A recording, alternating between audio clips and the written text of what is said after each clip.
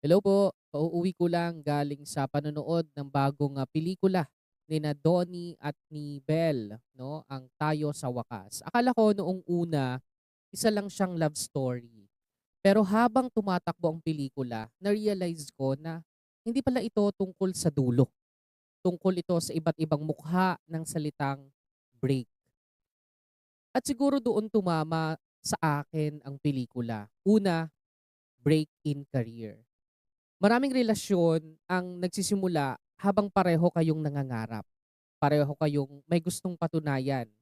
Pero habang tumatagal, dumarating ang punto na hindi na lang kayo lumalaban para sa atin, kundi para sa sarili. Sa pelikula, ramdam mo yung tension sa dalawang taong parehong may hinahabol. Yung isa, nakatanggap ng malaking break, yung big break na tinatawag natin, no, ng malaking opportunity. Yung isa, nawalan habang sinusubukang habulin ang sariling goals. At minsan, doon nagsisimulang mabasag ang relasyon. Kasi ang relasyon, hindi contest. Hindi dapat may nauuna at may naiiwan. Hindi rin dapat may nananalo at may natatalo. Ang tanong dapat ay paano tayo parehong uusad? Kapag career ang naging sentro at hindi partnership, doon nagsisimula ang totoong break. Pangalawa, break for self-improvement. Ito siguro ang pinaka-personal na parte ng movie para sa akin. Sa sobrang dami ng distractions,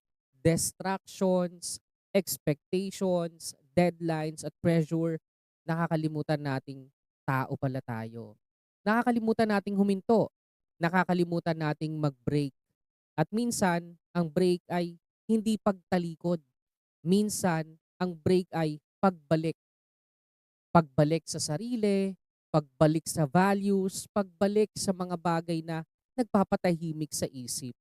Parang lagi kong sinasabi sa libro kong Hindi Ka Robot, hindi dahil kaya mo, kailangan mong ipagpatuloy.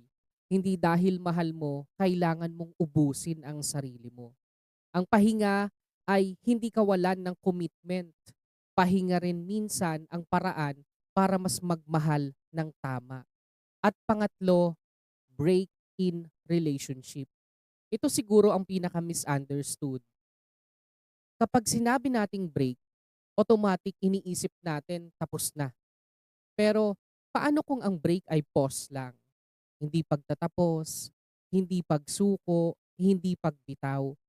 Baka minsan kailangan lang huminto kasi hindi compatible ang season, hindi ang tao.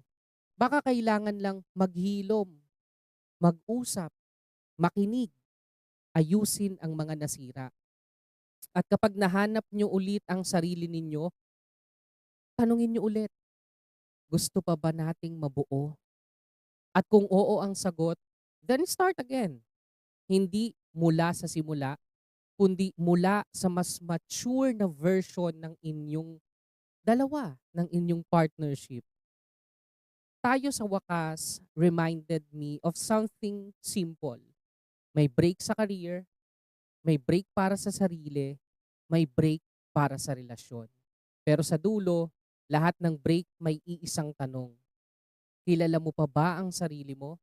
Kasi bago maging tayo, kailangan marunong munang maging ako. At bago dumating ang wakas, sana maalala nating tao ka rin.